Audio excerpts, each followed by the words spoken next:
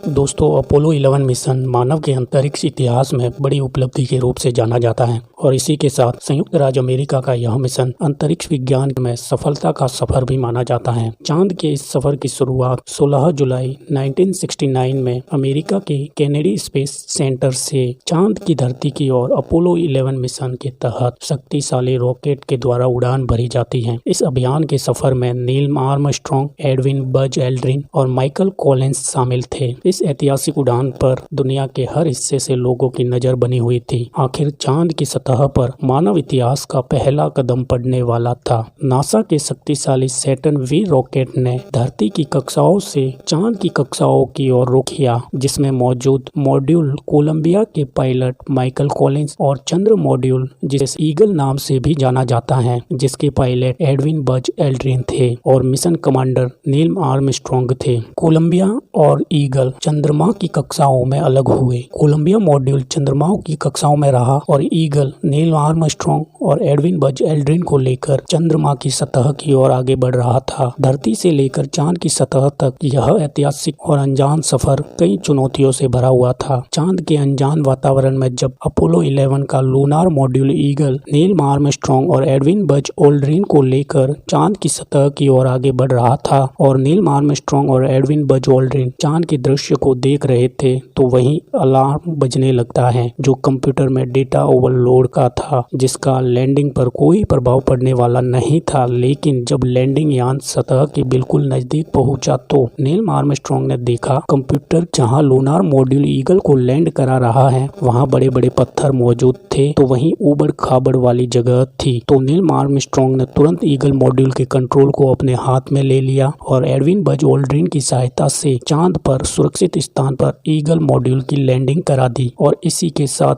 धरती से लेकर चांद की सतह तक अंतरिक्ष विज्ञान की यह बड़ी छलांग साबित हुई। जब अपोलो 11 का ईगल मॉड्यूल चांद की सतह पर पहुंचने में सफल हुआ, इस सफलता ने चांद की धरती पर नए इतिहास की शुरुआत की और इस सुरक्षित लैंडिंग के बाद धरती पर मौजूद वैज्ञानिकों की टीम के साथ जानकारी शेयर की गई और निर्धारित समय के पश्चात मिशन कमांडर नील आर्मस्ट्रॉन्ग चांद की धरती पर उतरने के लिए मॉड्यूल से बाहर निकले और चांद की सतह पर उतरे। इस सफर का ऐतिहासिक कदम चांद की धरती पर पहला नील आर्मस्ट्रॉन्ग द्वारा रखा गया। उसके पश्चात एडविन बज एल्ड्रिन भी चांद की सतह पर उतरे। फिर दोनों ने मिलकर चांद की मिट्टी के सैंपल लिए, चांद के वातावरण के अध्ययन के लिए 7 लाइव वैज्ञानिक उपकरणों को चांद की सतह पर तैनात किए गए और कुछ चांद के नजारों की तस्वीर ली। कैमरे की मदद से लाइव प्रसारण भी किया गया और अमेरिका राष्ट्रपति रिचर्ड निक्सन के साथ बातचीत भी की और धरती से उन्हें मिशन कंट्रोल के रूप में ऑपरेट कर रही वैज्ञानिकों की टीम के साथ भी दिशा निर्देशों को शेयर किया गया। इस ऐतिहासिक सफर और चांद पर उतरने की उपलब्धि को दुनिया के हर हिस्से से लोगों ने टीवी के माध्यम से देखा। चांद पर इस ऐतिहासिक सफर के प्रमाण के रूप में अमेरिका के राष्ट्र ध्वज को लगाया गया और फिर चांद की सतह पर मिशन सफल होने के बाद नील आर्मस्ट्रॉन्ग और एडविन बज एल्ड्रिन धरती पर वापसी के लिए मॉड्यूल में सवार हुए और इस बार सफल उड़ान चंद्रमा की सतह से भरी। चंद्रमा की कक्षा में कमांड मॉड्यूल कोलंबिया के लिए, जिसके कमांडर माइकल कॉलिंस थे, और ईगल चंद्रमा की कक्षाओं में लौटा। फिर कोलंबिया मॉड्यूल में शामिल हुआ और फिर Neil Armstrong, Edwin Buzz Aldrin, Michael Collins का सफर धरती की ओर हुआ। 24 जुलाई 1969 को Neil Armstrong, Edwin Buzz Aldrin, Michael Collins धरती पर प्रशांत महासागर में सुरक्षित रूप से उतरकर इस मिशन को सफल तरीके से पूरा किया।